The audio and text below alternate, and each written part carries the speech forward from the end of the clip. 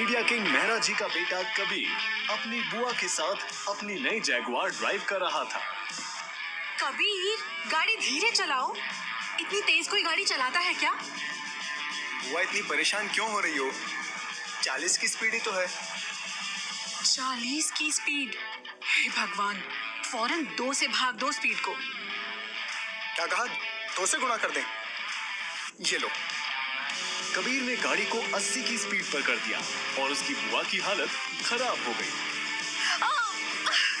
मरवाएगा ये लड़का।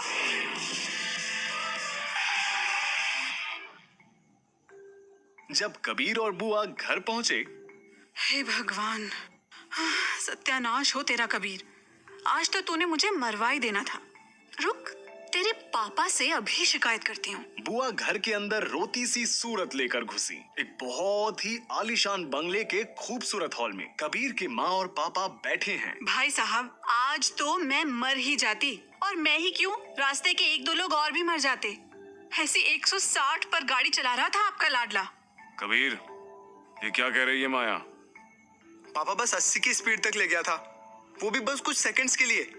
40 पर ही चल रही थी गाड़ी, और गाड़ी को कोई खरोंच तक नहीं आई है। और आती तो क्या करता? कौन पैसे भरता? पापा, मैं बहुत संभाल के गाड़ी चला रहा था, पर अगर कुछ खरोंच आ भी जाती तो बहुत खर्चा नहीं होता। वाह, ये कैसा जवाब हुआ? देख रही हो अपने लाडले को सविता? मैं समझाती हूँ इसे, आप जाइए। माँ, मैंने कुछ गलत नहीं किया है, बात का बतंगड़ बन रहा है। हाँ, मैं ही हर बात का इशू बनाती हूँ। इससे तो बात करना ही बेकार है। मैं सोने जाती हूँ। इशू बुआ बना रही है कबीर। ये सब मेरे लाड प्यार का नतीजा है।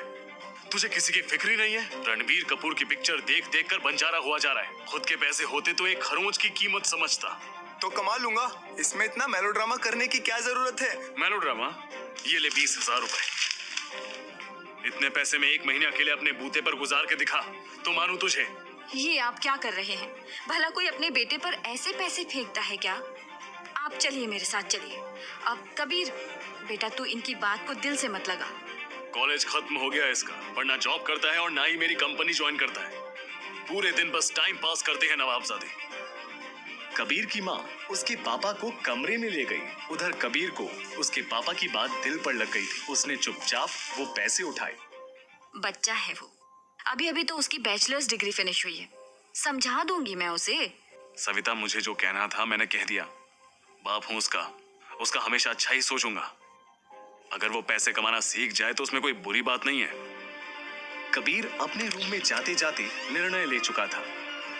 उसने एक लेटर लिखकर टेबल पर छोड़ा। रात में कबीर ने अपना बैग पैक किया और बैग पैक करके घर छोड़कर चल दिया। पापा, आपने मुझे 20,000 रुपए में 1 महीना गुजारने को कहा था ना, मैं करके दिखाऊंगा पापा, अपने दम पर। जैसे ही कबीर घर से बाहर निकला, घर का दरवाजा ऑटो लॉक हो गया। कबीर मेन गेट की ओर बढ़ रहा था, तभी गेट पर बैठे सिक्योरिटी गार्ड ने उसे रोक लिया। साहब, आप इस समय कहाँ जा रहे हैं? मैं अपने दोस्त के यहाँ जा रहा हूँ, बर्थडे पार्टी है। तो आप अपनी जगुआर क्यों नहीं ले जा रहे? वो मेरा दोस्त है ना पार्थ, वो बाहर टैक्सी में मेरा वेट कर रहा है। Don't worry. अजीब है, इतनी रात को कौन जाता है? कबीर थोड़ा आगे बढ़कर टैक्सी रोकता है। ISBT चलो। कबीर पापा के फेंके हुए पैसे लेकर बिना किसी सामान के अपना घर छोड़कर भाग गया था। कबीर अपना घर छोड़कर भाग तो गया है, पर वो आखिर जाएगा कहां? अगले एपिसोड में देखिए कबीर की एक अनजान दोस्त से हसीन मुलाकात। कहानी जारी रहेगी।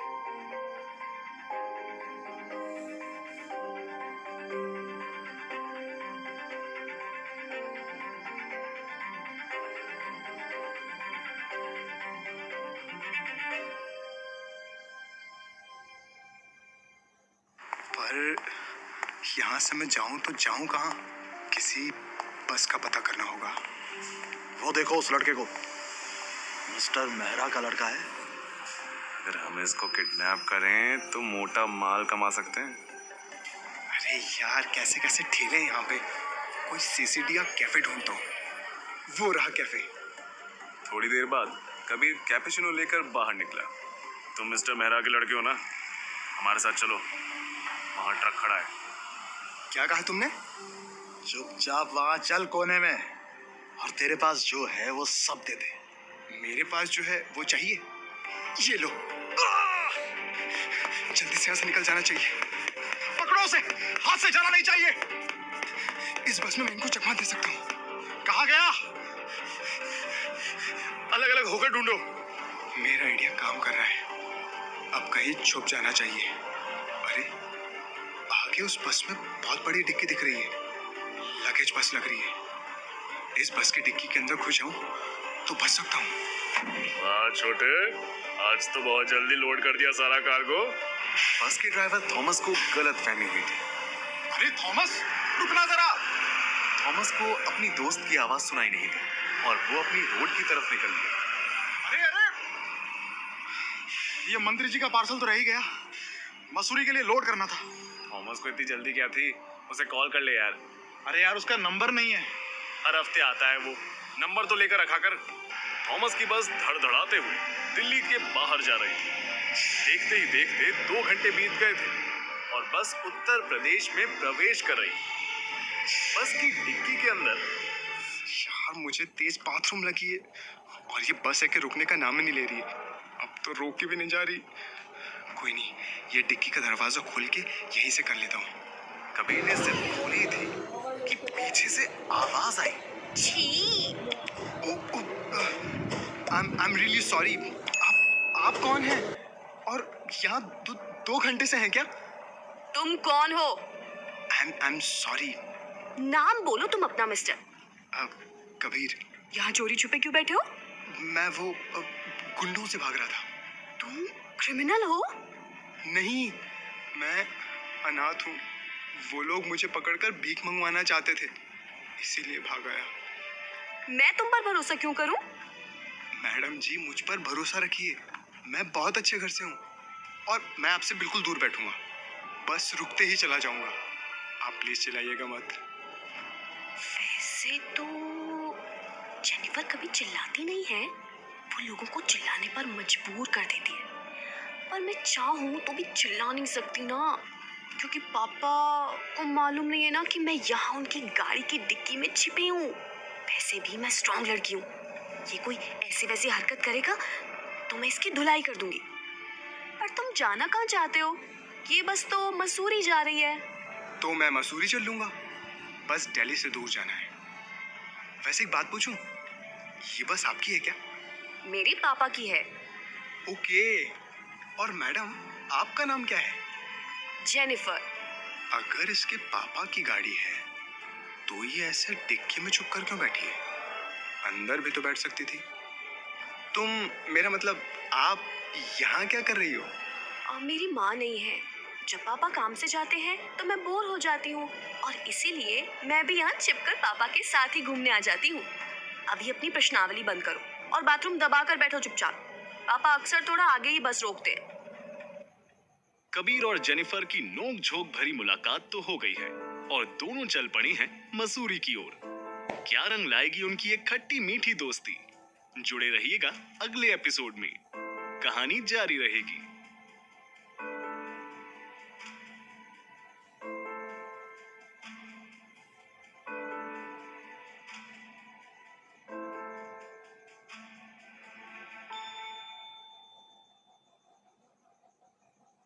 बस अब उत्तराखंड पहुंच गई थी और वहां कबीर के घर पर अफरा तफरी मच रही थी। प्लीज उठ जाइए। क्या हुआ आप सुबह सुबह? परेशान क्यों हो? कबीर गायब है, कहीं दिख नहीं रहा। और तो और मुझे उसके रूम से ये लेटर मिला है। लेटर? कैसा लेटर? इधर कबीर के घर लेटर मिलने पर कोहराम मचा हुआ था। वहीं दूसरी तरफ रुड़की के पास ढाबे पर बस रुक गई थी। कबीर ने डिक्की से देखा कि थॉमस खाना खा रहा है। मैं वॉशरूम जाकर आता हूँ और कुछ खा भी लेता हूँ, भूख भी लग रही है। सुनो, मैं कुछ लेकर आता हूँ। और मैं? तेरे लिए भी ले आऊंगा। पर अगर पापा ने तुम्हें देख लिया तो? चिंता मत करो, ऐसा कुछ नहीं होगा। मैं यूं गया और यूं आया। कबीर चुपके से उतरा और ढाबे के पास वॉशरूम में घुस गया। और फिर जब वो खाना ऑर्डर करने आया तो छी, ये ढाबा तो बहुत ही गंदा है। न जाने इसके पापा यहाँ कैसे खा रहे हैं। घर पे तो सब चकाचक थालियां होती थी और यहाँ तो ऐसा लग रहा है कि पुरातन काल से एक ही तेल इस्तेमाल किया जा रहा है। ढाबा तो बहुत गंदा लग रहा है। यहाँ का खाना नहीं खाया जाएगा मुझसे। आगे कोई दुकान देखता हूँ। वो होटल अच्छा लग रहा है। एक सेव चिवड़ा का पैकेट देना। और जब उसकी नजर बस पर पड़ी, अरे बस तो जा रही है। इधर कबीर की बस छूटी जा रही थी, वहीं दूसरी तरफ कबीर के घर पर उसकी मम्मी का बुरा हाल हो रहा था। कबीर घर छोड़कर भाग गया। क्या बोल रही हो सविता? उसने ये खत लिखा है, आप ही पढ़ लो। पापा, मैं 1 महीने के लिए जा रहा हूँ। जैसा आपने कहा था, 20,000 में महीना गुजार के दिखाऊंगा। हाय मेरा बेटा, पता नहीं कहाँ होगा। चिंता मत करो, शांत हो जाओ। ये लड़का इतना बड़ा हो गया है पर बचपना नहीं गया। पता नहीं कहाँ होंगे लाड साहब। उनके लाड साहब इस वक्त बीच हाईवे में शायद रह जाने वाले थे, क्योंकि बस तो स्टार्ट हो चुकी थी। ये सब रखो, आप छुट्टा भी रखो। अरे 10 रुपए की चीज का कोई 500 देता है भला? रुको भाई। पर कबीर कहाँ रुकने वाला था। वो तो पूरी ताकत से बस के पीछे भाग निकला था। तेरी। और वहाँ घर पर, भैया इधर आइए। क्या तुमने कबीर को कहीं देखा है? जी, मालिक कल किसी दोस्त के यहाँ गए थे। अच्छा, कहाँ गए हैं, कुछ मालूम है? नहीं साहब जी। ठीक है, तुम जाओ, अपना काम करो। मुझे बहुत डर लग रहा है, पुलिस के पास चलते हैं। नहीं, मैं उसके फैसले को सपोर्ट करता हूँ। उसे रहने दो 1 महीने के लिए। अगर किसी ने उसे किडनैप कर लिया तो? कुछ तो करो, ऐसे कठोर दिल कैसे हो सकते हो तुम? ठीक है, तुम शांत हो जाओ, मैं कुछ पता कराता हूँ, पर हम उसकी कोई मदद नहीं करेंगे। और अगर वो 20,000 में 1 महीना नहीं गुजार पाया तो? तो नहीं गुजार पाया, यही तो सबक सीखना है उसे। हम उसकी कोई मदद नहीं करेंगे। इतना कठोर तुम मत बनो। तुम चाहती थी तुम्हारा बेटा सुरक्षित रहे, इतना मैं जरूर ध्यान रखूंगा, पर हम उसके इस फैसले पर कोई दखलंदाजी नहीं करेंगे। एक तरफ कबीर की बस छूटी जा रही है और दूसरी ओर उसके मम्मी पापा उसे ढूंढना शुरू कर रही हैं। कहानी दिलचस्प होती जा रही है। यूं ही प्यार से जुड़े रहिए लव इन मसूरी के अगले भाग में। कहानी जारी रहेगी।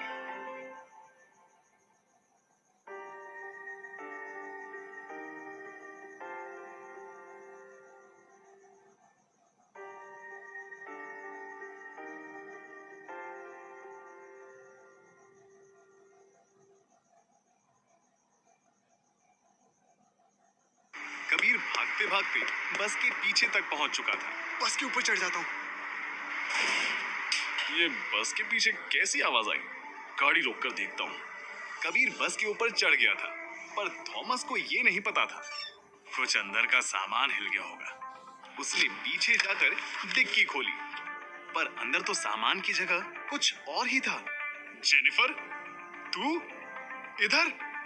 बाहर निकल। वो पापा, मैं। बाहर निकल तू अभी के अभी। पापा आप सिंघम बन रहे हो फालतू में। तू चुप कर। कितनी बार मना किया है कि बस में ऐसे छुपकर मत जाया कर। तुझे कुछ हो गया तो कौन जिम्मेदार होगा? इससे भला क्या होगा, ये तो औरों के छक्के छुड़ा देगी। अब बैठ यहाँ चुपचाप। तू घर पर नहीं रुकेगी तो अपना वो बंजर कमरा किराए से कैसे जाएगा? वो कमरा, वो तो मैं वैसे भी किराए पर नहीं देना चाहती। बस चालू हो गई और कबीर की हालत खराब हो उठी। हे भगवान, मर गया आज तो। जहाँ एक तरफ कबीर की हालत पतली हो रही थी, वहीं दूसरी तरफ उसके माता पिता एयरपोर्ट पहुंच चुके थे। जी मेहरा सर, बताइए मैं आपकी क्या मदद कर सकता हूँ? ये है मेरे बेटे कबीर की फोटो। क्या ये एयरपोर्ट आया था? अब मुझे थोड़ा टाइम दीजिए सर, मैं अभी पता लगवाता हूँ। कुछ देर बाद सिक्योरिटी गार्ड वापस आया और नहीं सर, मैंने स्टाफ से पता करवाया है, पर आपका बेटा एयरपोर्ट नहीं आया। हे भगवान, ये लड़का कहाँ चला गया होगा? कहीं ट्रेन की पटरी पर तो? चुप चुप बोलिए दीदी, आप कुछ करिए, मुझे चिंता हो रही है। सब्र रखो सविता, मैं अभी पता करवाता हूँ कि वो कहीं ट्रेन, बस या टैक्सी से तो नहीं गया। हमारा बेटा जहां भी होगा सुरक्षित होगा। सुरक्षित तो मैं बिल्कुल भी नहीं। ये जेनिफर के पापा तो पहाड़ों पर बड़े आराम से बस चला रहे हैं और यहाँ मेरी पूरी बॉडी डिस्को भांगड़ा कर रही है। ओफो। कुछ ही देर में बस मसूरी बस स्टैंड पर रुकी और बस की छत पर लटके कबीर ने राहत की सांस ली। उफ, बाल बाल बचा। ओ माय गॉड, ये शहर तो बहुत ही खूबसूरत लग रहा है। अरे, जेनिफर को तो उसके पापा खींचते हुए लेके जा रहे हैं। अगर वो कमरा किराए पर चला गया तो हमें कुछ पैसे मिलने लग जाएंगे, इसमें बुराई क्या है? कबीर छुप छुप कर बस के पीछे से उतरा। अब चुपके से डिक्की से अपना बैग निकालता हूँ और फिर एक अच्छी सी कॉफी पीता हूँ। ये जैकेट मैंने खास पेरिस से खरीदा था और अभी इसे एक बस के छत पर घिस घिस कर आ रहा हूँ। शुरुआत तो कुछ ज्यादा ही धमाकेदार हो गई मेरे मसूरी स्टे की। गूगल मैप पे तो इस शहर में कोई स्टारबक्स नहीं दिख रहा। इस कैफे की रेटिंग ठीक है, यहीं से कॉफी ली जाए। How much? 100 रुपए सर। बस ये लो। ये तो बड़ी सस्ती सी जगह लग रही है। अरे, ये तो जेनिफर और उसका बाप है, दोनों चर्च जा रहे हैं। इसका बाप धार्मिक आदमी होगा, क्योंकि जेनिफर को देख के तो नहीं लगता कि किसी भगवान में विश्वास करती होगी। जेनिफर धार्मिक थी या नहीं ये तो नहीं पता था, पर वो अपने पापा को भूत प्रेत की बातें जरूर बता रही थी। पापा, मैं सच कह रही हूँ, उस कमरे में रात को आत्माएं आती हैं, इसीलिए कोई किराए पर एक दिन से ज्यादा वहां नहीं टिकता। कैसी बहकी बहकी बातें कर रही है तू? जीसस ही अब तुझे बुद्धि देंगे। अब पापा को मैं क्या बताऊं कि उस कमरे में मैंने क्या छुपा रखा है। थोड़ी देर बाद जेनिफर और थॉमस बाहर निकले। कबीर उन्हें आता देख थोड़ा दूर छुप गया था। देखो पापा, कल्लन चाचा सामने घूम रहे हैं। अरे हाँ, कल्याण!